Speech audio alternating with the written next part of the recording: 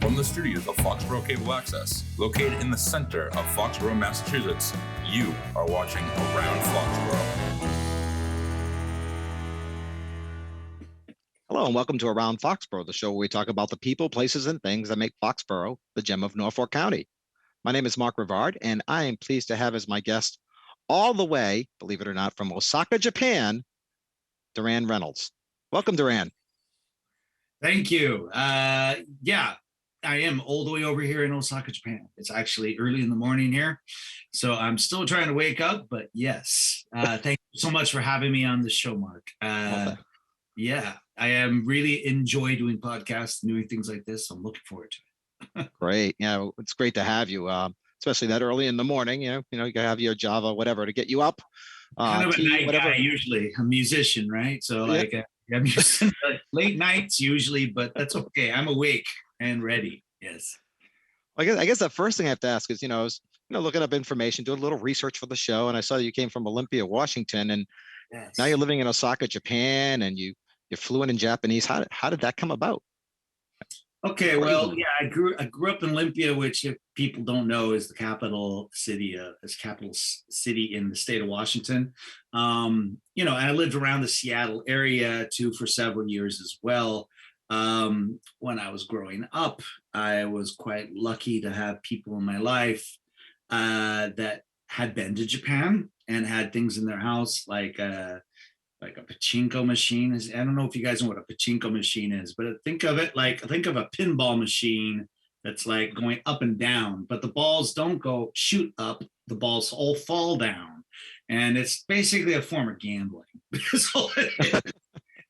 But legalized gambling here in Japan. But the first time I saw it, I was amazed as a kid. Like, wow, it's like an upside down pinball machine.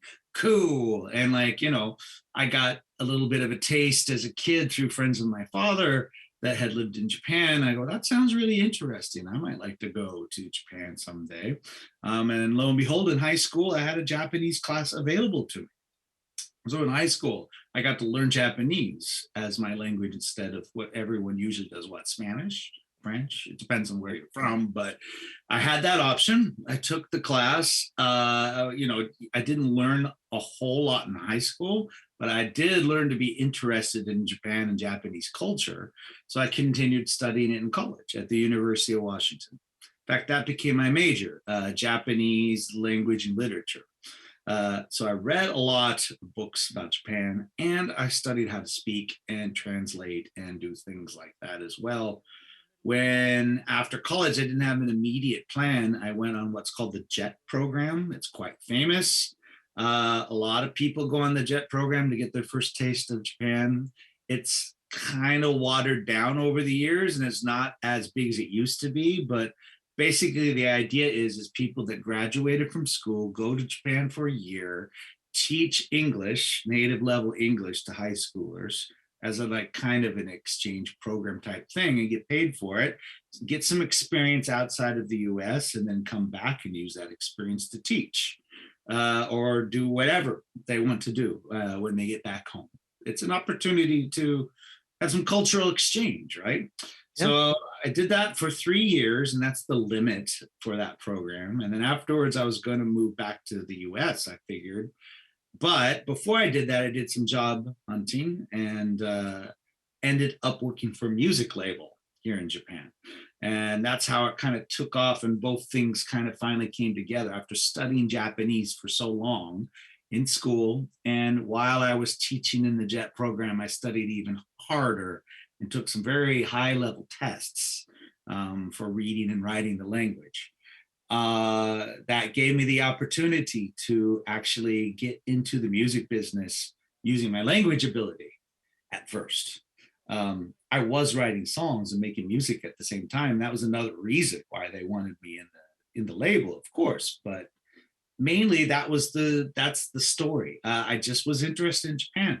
I grew up in an area where lots of Asian people live, lots of Asian communities in the Northwest. Maybe people don't know that, but especially the Asian community is huge. I mean, I'm talking every group, Japanese people, Chinese people, Vietnamese people, Filipino, Indian, all those different types of Asian groups I was friends with growing up. And and we have a place in Seattle called the International District. It's Chinatown, but we want to be PC in the Northwest. It's basically Chinatown, but it's lots and lots of great Asian community stuff. And I love that part of town. It's right next to where the Kingdome used to be. And now it's not the Kingdome, it's CenturyLink Field. It's not even CenturyLink anymore. I keep forgetting it's called Lumen Field now. The Seahawks football stadium. And what used to be Safeco Field, which is now T-Mobile Park. Yeah, you can't keep track of all these naming rights, right? I know. It just keeps changing. And I love sports growing up, so it was so much fun. My dad was working in the International District. He's a lawyer, and his office was up on the hill there, right at the top. We would walk down and go eat at all these places and go through the stores that we like. Go down, watch an afternoon game where there's maybe 300 people in the Kingdome. Yeah. 60,000 capacity place with 300 people. It was a lot of fun. It just got free reign to run everywhere in the park. But yeah, it was a lot of good memories. All that stuff went into me becoming very interested in Japan and Japanese, and I mastered it when I moved here, and I got good jobs out of it. So I stayed here. Now I use my language skills for translation and interpretation jobs here and there, but I mean, mainly what I'm doing is being a go-between between producers. The Japanese language speaking part of the team, I can relay a lot of information back and forth to the English speaking part of the team, while also directing all the music or doing other things like that. So it's a nice skill to have when you're living in Japan, speaking Japanese. Yeah, I think it would come in handy a little bit, just to yeah, helpful. I mean, you can get through here without speaking Japanese. I mean, people are very successful over here just speaking English. Some people don't care to really learn the language, and that's okay. It doesn't bother me very much. I just think that if you're living in a place, you'd want to learn more about it, and I try my best to do that. Yeah. So Japan and Japanese culture is very cool. And that's how I ended up meeting Julie, basically, because I was over here working. Perry Geyer, who is a friend of mine, he does Cyber Sound, which is a studio in Boston. He was one of the main producers, actually, that was making music at my music label. Outside of our label. There are not too many outside people we use, but we did use him. So he came to Japan to record for a while. And because my job is to be that go-between, I got to be in the studio with him. And every time he had a question or anything, and I would call people and, explain in Japanese what he wanted, interpreted.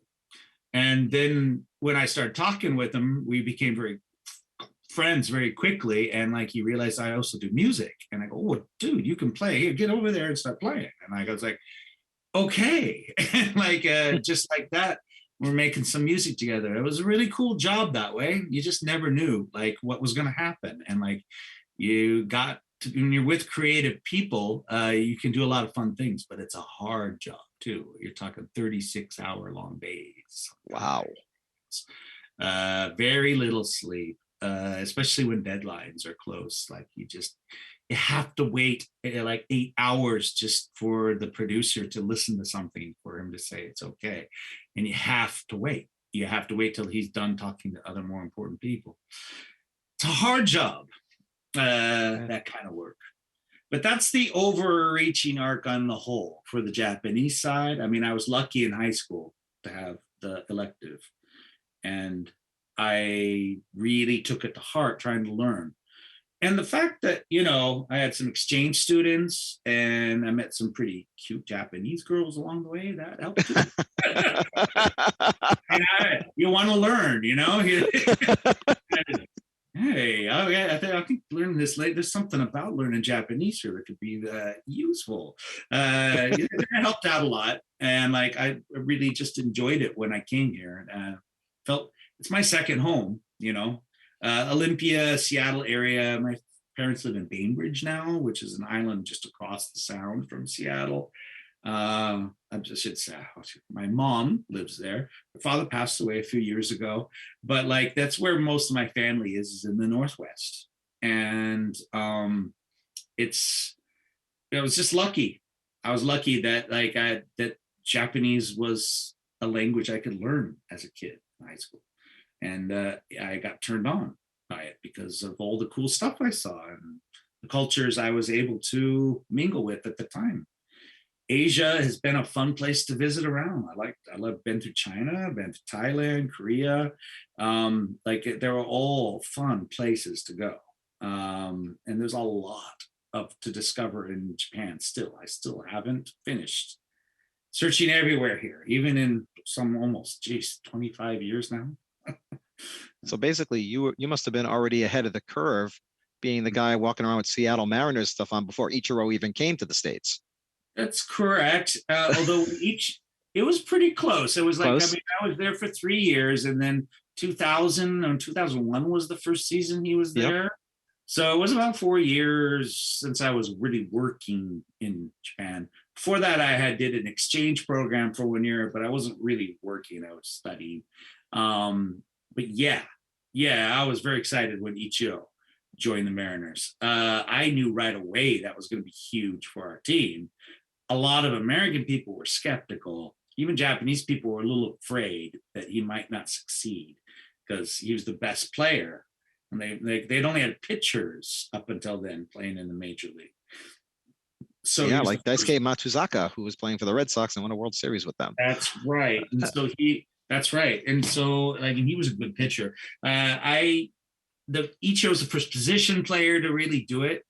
He's a good pitcher, though, by the way, isn't people forget that. He can play every position on the field. He even pitched in a game, a couple of games. And talented. He did quite well, actually. When he's with the Mariners, he always throws batting practice to the younger players. You'll never get him off the mound. He just loves throwing the ball. It's a guy that really, really made a difference in my hometown, and there was a link with the Japanese thing. Sports is always something I've loved, but and I still play sports and I have fun with it, but I am focused on music.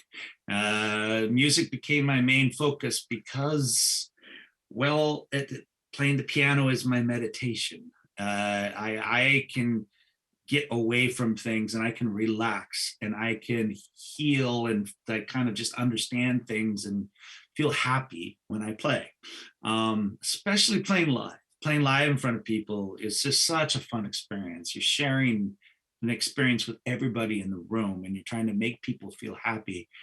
When the pandemic hit and that kind of all went away, it was like losing a limb.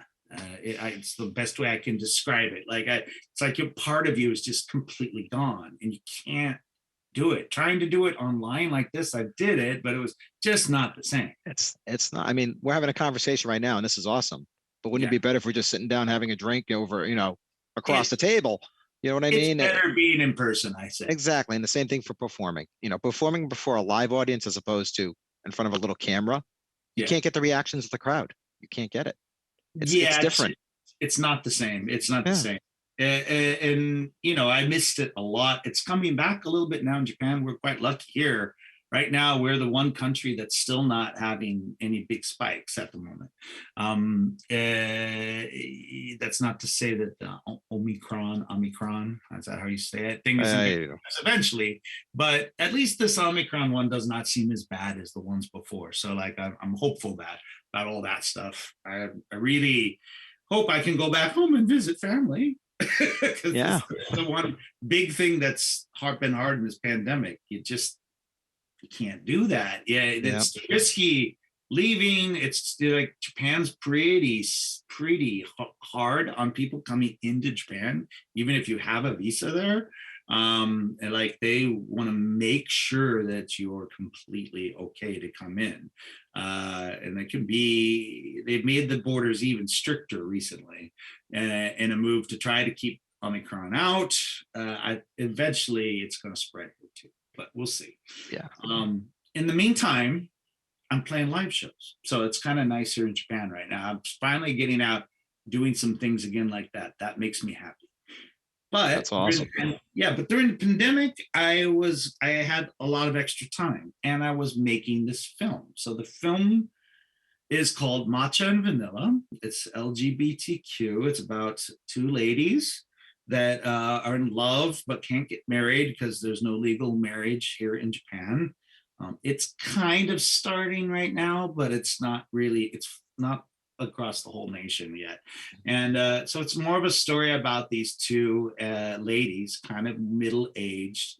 One's an artist, one's just a regular like office worker, and they the struggles they have as a couple trying to be normal in Japan and society, and having to kind of hide their relationship in a way, and not getting the family support that other people might get because they're kind of ostracized from their family, society, and what happens. So it's kind of sad film, but at the same time shows a lot of the love between these two and the special relationship they have. And the music for it was integral. So from the beginning, the director, when he wanted me to make this film, make the music for this film, we called it the manifesto. The Matcha and Vanilla Manifesto, and the Music Manifesto, I think is what we called it. And we watched the first cut, and like I just thought this, maybe here, let's see here. Then I incorporated other ideas that the cinematographer and the director had, and we just started making music. We decided to go for an 80s kind of 90s soundtrack feel. So we wanted to make real songs that were like as if they were written for the film, so full-length songs, but we're only using part of that in the film, really. Mm-hmm. And I wanted to score it. I wanted to make strings and piano. So I wanted some space to do that, but I also wanted to make a bunch of pop music that would just be in the film. So it was first going to be just a few songs, but since we had a pandemic on our hands, we had a lot of time. I ended up making 13 total. Wow. A lot of songs, 12 total, basically. One song on the album is by another band, but basically they're all stuff that's related to me and music I did, and in different projects, and it's all there on the soundtrack. Very excited about the soundtrack. I think it's got a lot of potential, but the film, when people see the film, that's going to be the big moment. And that's coming out on December 24th, Christmas Eve. That's great. That is great. It just dawned on me when you said you were doing like music that was more 80s and 90s oriented. That sort of hit me, because that's, just before the time when, any kind of gay or lesbian relationships were actually, sort of okay to be out. You know what I mean? That people were more accepting of it in this country, and it's still not accepted totally in Japan. So it sort of really works, I think, that music. That's right. It's a throwback in some ways. Yeah. We wanted to do a lot of throwback songs, and because for Hamish, the director, he is such a movie fan, and he loves those old school type of soundtracks, first of all. But yeah, the idea is that the music was supposed to be something that could empower people, unite everybody to watch the film. The music's good enough.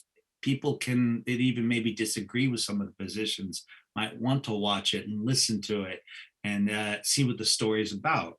The film's very much not made in a way that's supposed to be dramatic, and then that not super girls are kissing kind of thing. It's just supposed to be a very natural story about two people and the troubles they have, and then the love that they share and how they share it.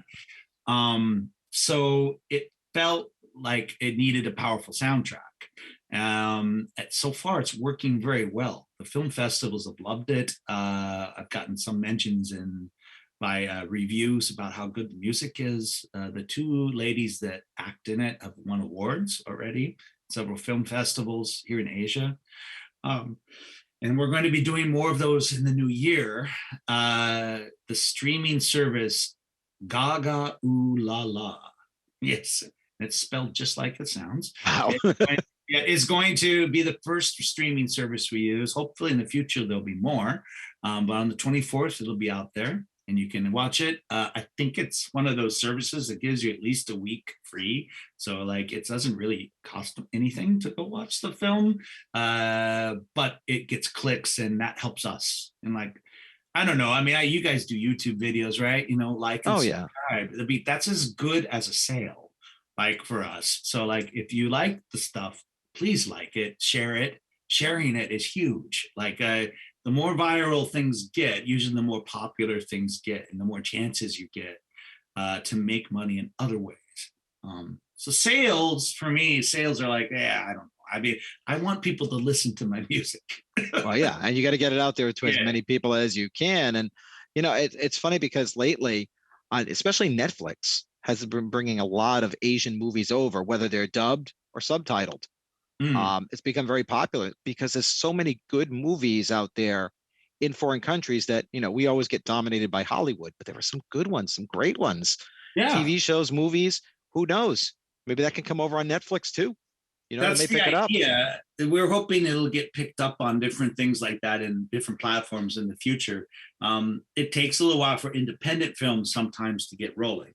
It is purely independent. Like, you know, it's not like we had a little bit of help with the streaming service as producers for the film, but it's still very much like, you know, we worked really hard as a small team trying to make as best and beautiful a project as we could.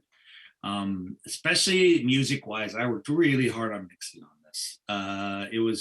It's very challenging when you're mixing dialogue and ambient sound, and Foley. I mean, you don't think of Foley until you hear it. Foley is like, you know, like scratching sounds, like tiny sounds that like humans make of picking up a bag or whatever. You got to record all of that. You got to put all those sounds in artificially sometimes because the natural sound that the microphone picks up is just not good enough. In fact, it doesn't sound as real, strangely enough. I saw a TED talk once where a guy that does sound like that was like saying, okay, which one of these is rainfall and which one of these is frying bacon?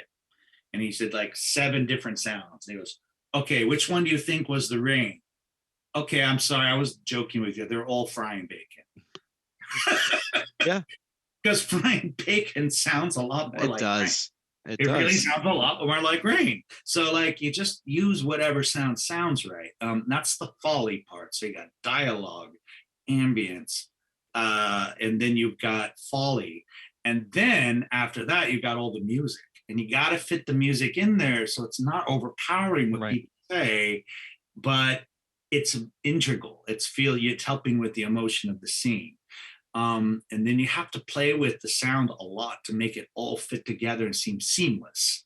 That's the sound engineer's job, the mixer's job. And that's one of the main things I worked hard on in the film, is becoming better at mixing. I had some help with mastering with my friend Aton at Clear Echo. He helped an awful lot, helped me develop the sound, and we worked together as a team to make it sound really, really good as we possibly could for an independent film on a budget. That's awesome. And I mean, just to do all that, you know, create the music, mix it, put all the sounds in, do the whole audio portion. People don't understand how much. I used to work in radio, so I know the amount of time you could putting something together with audio, multiple tracks, etc. It's a lot. Yeah. It's a lot to work with. It's a lot to work with, and it's a hard job. Yeah. Yeah, people think it's all camera work. Well, no. And like you said, the mic doesn't pick up everything. It really doesn't. Sometimes it picks up too much. Too much. Yeah, exactly. I've been told it picks up too much when I'm on the mic, you know, that too much of your voice, Mark. You want to move away from the mic, please? I forgot to push the little button. I don't know. They heard what I said. Everybody's favorite button for me is mute. Yeah, That's their favorite button. What I always tell people is I go, turn that mute button all the way up. Because we don't want to hear you. It's one of those funny jokes about like in music. It's true, and like, boy, I can tell you, there's with sound and issues like that, there's so much data going around and so much like different files coming in every day. You got to make sure you got the right one in. if you lose it, you have to re-edit it again somehow. And then like, you just got to keep saving like crazy, and make sure you get every step in there and keep relabeling stuff. Like, so you'll have I had like 9 different versions of the mix of the film total. Wow. That I had to do. And all of those weren't like just like small things. There were like major things that happened. So 9 major events that made me need to make a different version. So it was a lot of work, yeah. But making the music was so much fun. It's they're mostly songs that I wrote, or I helped produce or remix. It's on Bandcamp. If you guys know what Bandcamp is, please just go to Bandcamp and type in blue, the color blue, orb, as in a circle, and then productions with an S, and you'll find our music. And there's lots of information there about the film as well. The film is Gaga Ooh La La, and streaming service. The streaming service site is all over our videos and stuff. The exact link has not been put out yet for the release of the film, but it's only a few more days till Christmas Eve. So yes, it is. I can't wait. Yeah. Matcha and vanilla. Matcha and vanilla, yeah. You'll see why that's important in the film. You know, everyone knows what matcha is mostly in the world now. It's the green tea flavor, if you don't know, of ice cream or sweets, especially. But like matcha tea, just by itself, is the really bitter green tea you have in tea ceremonies in Japan.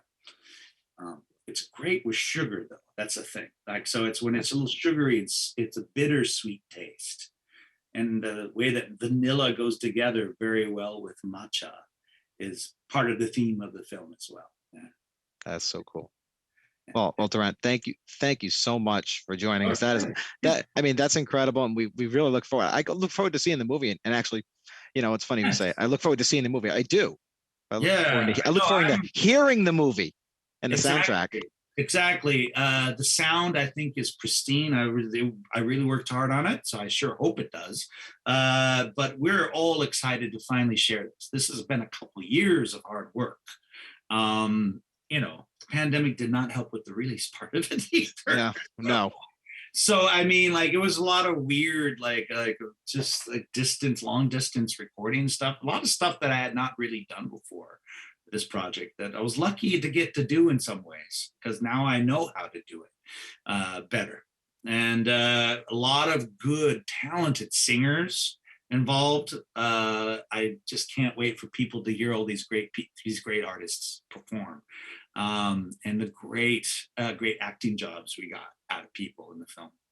It's going to be awesome. Good. I can't wait. Well, thank you so much.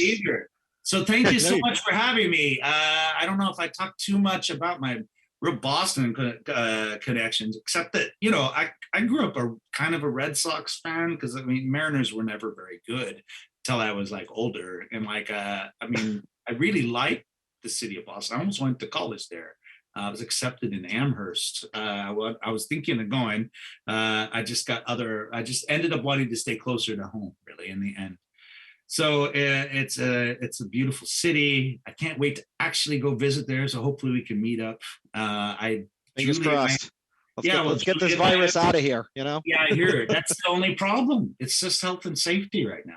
Yeah. But I've always wanted to go see Julie over there in her stomping grounds, because like I just feel like she's just an amazing, bright spirit on this planet. So I can't wait to go. And hopefully next time we'll be in person, like you said. Having a beer. Good. There we go. That sounds like a good plan. Yes. All right, Deron. Well, thank you so much. And thanks for coming. And thanks for joining us from Japan this early in the morning. We appreciate it. Yeah, it's fine. I'm more of a night guy as a music performer, but it's okay. I can actually wake up, and if my brain's not completely dead, have a good conversation here or so. Awesome. It's been a pleasure. Thank you so much. Thank you. Thanks. And that'll do it for Around Foxborough. Have yourself a great day.